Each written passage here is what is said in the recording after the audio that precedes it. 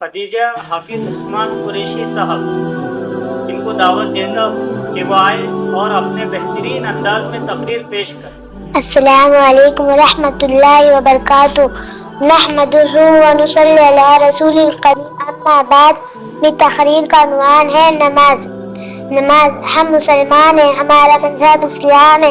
इस्लाम दुनिया का सबसे अच्छा और सच्चा मजहब है। अल्लाह ताला का पसंदीदा मजहब है। इस्लाम हमें एक अल्लाह की इबादत करने और उसके रसूल सल्लल्लाहु अलैहि वसल्लम की ताअत करने, उनकी तालीमात पर अमल करने का हुक्म देता है।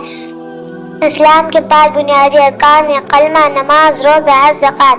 अल्लाह ताला की बंदगी में सबसे अफजल व आला इबादत नमाज है। नमाज में अल्लाह ताला की हम्द व सना बयान की जाती है।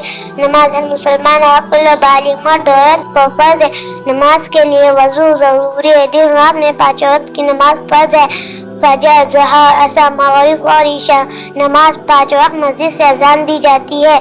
नमाज के फ़राइज़ 7 है: तकबीर तहरीम, क़याम, क़िराअत, रुकू, सजदा, कायदा, खैरा और सलाम फेरना। नमाज जन्नत की कुंजी है। नमाज दीन का सुतून है, मोमिन की मेराज है। हमारे आका हुज़ूर सल्लल्लाहु अलैहि वसल्लम की आंखों की ठंडक है। नमाज इंसान को बुरी बातों और बेहयाइयों से रोकती है। नमाज